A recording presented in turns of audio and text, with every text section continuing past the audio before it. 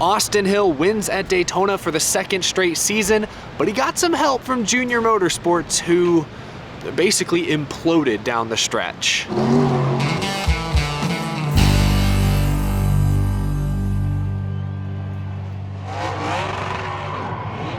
How's it going, y'all? My name is Eric. Welcome to Out of the Groove. Once again, coming to you from inside of Daytona International Speedway on the eve of the 2023 Daytona 500. Tonight we're talking about the Xfinity Series. A fiery and frustrating ending for JR Motorsports. We'll talk a lot about that in a moment. We'll talk about Austin Hill, some other controversies. But first, I want to briefly talk about the ARCA Menards Series race. I've been hard on ARCA in the past. Sometimes I think it's been justified. Sometimes, I'll be honest, I think I've been a little unfair to ARCA, no question. But today, ARCA put on one of their best shows in years. Congratulations to Greg Van Aalt, made a fantastic move on the final lap to get the victory. It was a near perfect ARCA race. You had a ton of underdog teams performing well. It wasn't just Venturini and Gibbs up front. The pack never got spread out, single file. You still had a couple kind of wacky ARCA moments, lap traffic getting in the way, someone spinning out under caution. Frankie Muniz, sort of the celebrity driver, was actually really competitive, ran up into the top 5 until,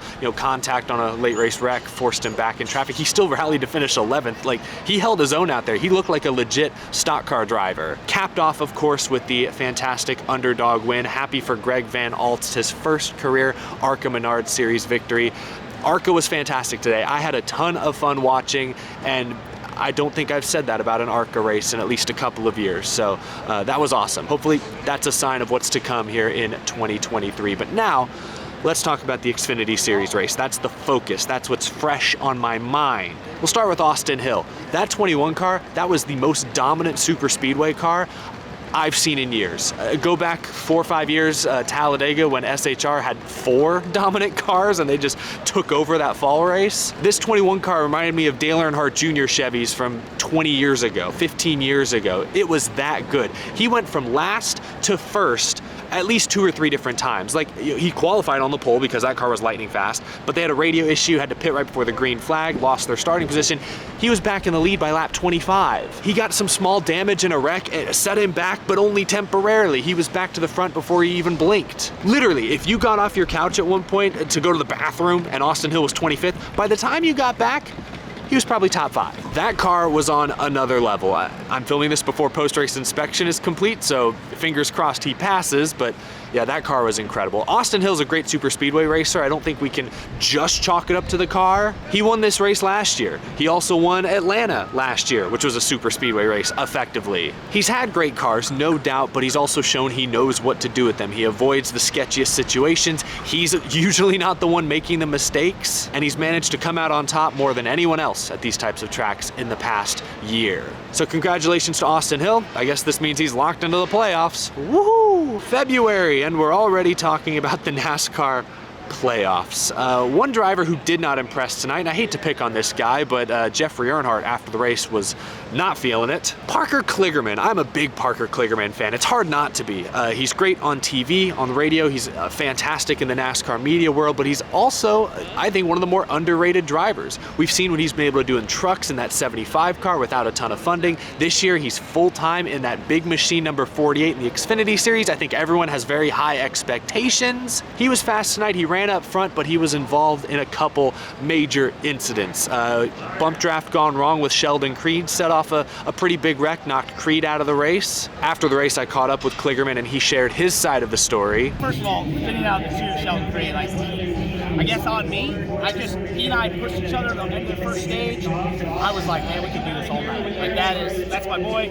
We're gonna go to the front and we're gonna control this race. And I wasn't even trying to bump him or anything, and I just tapped him through the travel like we had done last sport, and he just suddenly was sideways. I was like, I have not done that ever in my career. So I pride myself on being able to push people and push them all the way to the front. And I don't know what happened there. That was unfortunate for sure. But then later in the race, there's no excusing this. Kligerman tried a slide job on Jeffrey Earnhardt and just never came close to completing it. Ended up forcing the 44 car up into the wall. Ended Jeffrey Earnhardt's day. He was furious after the race, and I don't blame him. That was a bad mistake by Parker Kligerman. A rare mistake. We've seen Kligerman do a lot of good things on the track the last couple of years. It was surprising to see a couple of lowlights tonight. That's the only reason I wanted to mention it. The lowest of lowlights, though, came from JR Motorsports, all 4 of their drivers collectively. As we reached the final laps of this race, the entire field mostly migrated to the top lane. It was single file, choo-choo train. For roughly 20-30 laps, it was Austin Hill up front, and then it was 4 straight JR Motorsports Chevys. It was Josh Berry, Justin Allgaier, Brandon Jones, and Sam Mayer all lined up 2nd through 5th, just waiting for the perfect moment to strike and overtake the RCR 21. JR Motorsports, in my opinion, was in the catbird seat. They were in prime position to easily ensure one of their cars made it to victory lane tonight. And all 4 drivers at some point or another made a move that was nearly inexcusable. Collectively, they blew it tonight. There's no other way to say it. Firstly, when there were 2 laps to go and they were still running in a single file line, 3rd place car Justin Allgaier inexplicably turned left on his teammate and tried to hang Josh Berry out. Rather than Berry make the move and Allgaier push him, he tried to make the move from 3rd. Why? That shook the whole field up, and then as they went down the backstretch, Brandon Jones made a bad block on Josh Berry and wrecked. So Allgaier made a bad move, and then Brandon Jones made a bad move. Overtime. Josh Berry runs out of fuel under caution, so now he's completely out of the picture. It's only Justin Allgaier and Sam Mayer left. And credit to them, they pushed their way to the lead because the JR Motorsports cars are great at super speedways, and usually the drivers are too. Whether it's Justin Allgaier, Noah Gregson's been good in the past, Josh Berry, Sam Mayer, they seem to be taking to this style of racing pretty quickly. So working together, they did push out front to the lead. It looked like either Allgaier or Sam Mayer were gonna win this race. It looked like Mayer was gonna push Allgaier to the win until the white flag lap, when Sam Mayer, still looking for his first career NASCAR Xfinity Series victory, decided to hang a right and try to pass his teammate on the outside. That slowed them both down, once again stacked the whole field up, bouncing, ping-ponging. Sam Mayer's flipping, he's crashing. Justin Allgaier gets passed by John Hunter Nemechek and Austin Hill just before the caution flies, and as a result, JR Motorsports goes from having 4 cars in the top 5, lined up, ready to strike, to not winning this race, and in fact having one flipped over on its roof. Thankfully Sam Mayer was okay. Another one out of fuel, completely out of contention, and then Justin Allgaier stuck with, I think, a 3rd place finish. Actually, let's look at the top finishers. I actually don't know where he ended up, because then they threw the caution. Of course, they had to see, where was Nemechek, where was Austin Hill. Hill was barely out in front. I think it looks like the right call based on the images and video that I've seen. Just ridiculous though, just a comedy of errors, multiple bad decisions, one after another. Cannot imagine Dale Earnhardt Jr., who one of the greatest super speedway racers of all time. I cannot imagine he is too proud of his team's effort this evening. There's not much else to say. The only excuse I can maybe make for Allgaier initially hanging Josh Berry out, before the final restart, was, at least from my vantage point, it looked like Josh Berry, who's a short track guy, was trying to pull out and make a move on Austin Hill, but just never could time it right. So maybe Allgaier saw the same thing and thought, I don't trust Josh Berry to make the move at the right time. I need to do it myself. That's the only logic, the only reasoning I can think of, but Josh Berry clearly didn't agree with that strategy. Here's what he told me after the race. I mean, it's tough. The 21 car's tough. I know that, I feel like everyone has a different opinion, but I feel like we were better with our strength in numbers trying to beat the 21.